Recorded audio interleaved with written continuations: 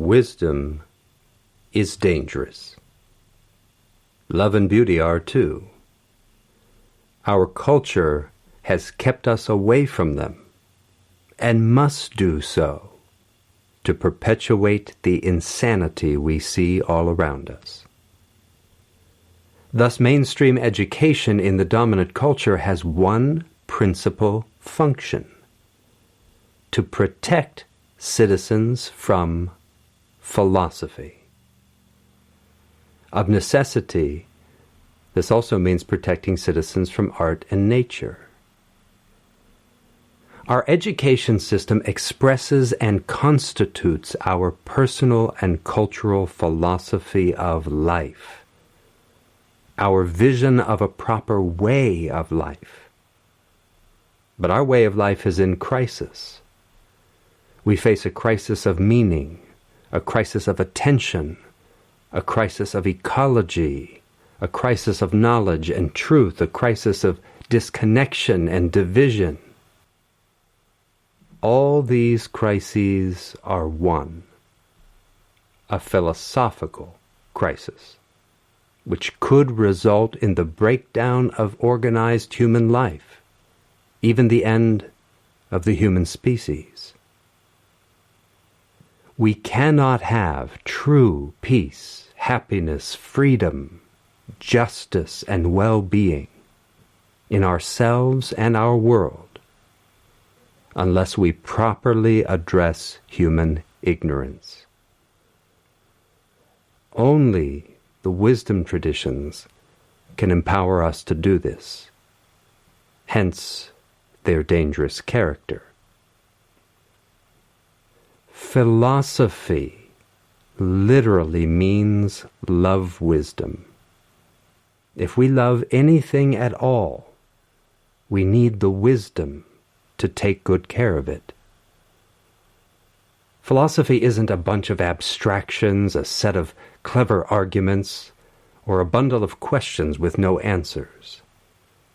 Rather, it's so concrete and practical that we often fail to recognize it, sometimes because it feels threatening.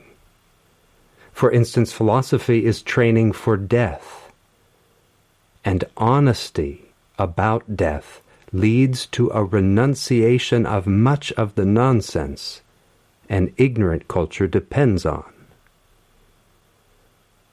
No one can get through life without being a philosopher, because philosophy is just how we do things. Wisdom means doing things in a way that fundamentally works, without negative side effects. The philosophies that drive the dominant culture give us unskillful, unrealistic, and fragmented images of ourselves as atomized, self-interested, aggressive, sinful, and competitive. They give us a view of the world as a mere storehouse of resources to extract at will. And they give us a view of reality as a collection of matter that doesn't matter. Our culture, our planet, suffers from these and other elements of exceptionally bad philosophy, or perhaps drably foolish philosophy at an exceptionally large scale. We find the concreteness of this bad philosophy in our bodies and minds, plastic in our lungs and our blood, lead in our brains and bones, forever chemicals in our rain and our liver, the anxiety and depression, the trauma and loneliness, the dead zones in our oceans, the droughts and floods, the extinction of species, the social, political, economic circus. We need healing and nourishment, not more trauma, more toxins, and more technology. We need the wisdom that most threatens ignorance and injustice. With it, we can heal the suffering in ourselves and our world. But it will take enough courage to admit the causes, to face the crisis, to wade into the unknown, which means letting go of what we think we know, because that doesn't seem to be working as well as it could, and the consequences are concerning, potentially catastrophic. The vastness of the great mystery gives rise to a diversity of expressions and paths of life. Indeed, we rely on spiritual and biological diversity to create a thriving world. Nevertheless, wisdom is something we hold in common. We need to tend to that common ground. Our spiritual and ecological commons, caring for them in their non-duality, sensing that we share a common health and wholeness, that our well-being and our sacred potential transcends the duality between individual and collective.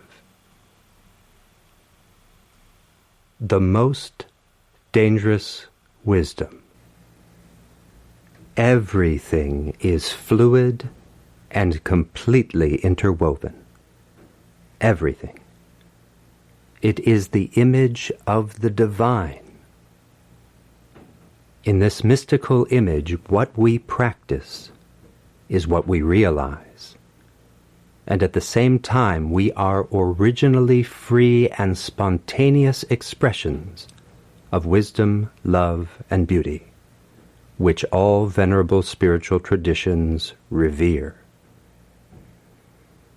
No venerable spiritual tradition teaches us to value money or to organize our culture around money as a functional center of gravity. We must renounce the currently unhealthy meaning of money and arrive at practices of economy rooted in wisdom, rooted in spiritual and ecological reality. This includes organizing our culture around compassion, care, and cooperation. We need truly meaningful work, work that fosters the conditions of nature and culture seen as a whole. We must renounce or rethink any activity that degrades ecologies, bodies, or souls. Our lifestyle and livelihood must arise from a holistic ethics that helps us realize the non-duality of wisdom and wildness, and the practices of becoming indigenous again. Democracy is a dream we can make real. Only widespread direct participation, including democracy in our work life, will bring democracy and culture back to life. We need mutiny against Captain Clock, Colonel Calendar, and Commander Capital. A rebellion against our own domestication and the insane split we have made between nature and culture. We live in a consumer culture. The vast majority of us are being consumed. We need to use our imagination to think beyond the isms we have clung to or revile. We cannot survive an economy that exists in denial of and disconnection from reality. Because of the interwovenness of all things, we need clean air and water, healthy forests, mountains, rivers, oceans, and so on. And we need healthy soil that can grow nourishing food and medicine. Mind, memory, creativity, landscape, ecologies, medicines, magic, they arise all together. All citizens need to help build soil, increase biodiversity and biomass, replenish watersheds and re-regulate hydrological cycles, reduce pollution, and create a more just and vitalizing culture. Abiding peacefully and passionately in living places, we make our places and they make us. We must learn the nature of our own mind and recognize the miracle of our own mind. Where is the edge of your mind? Where is your experience located?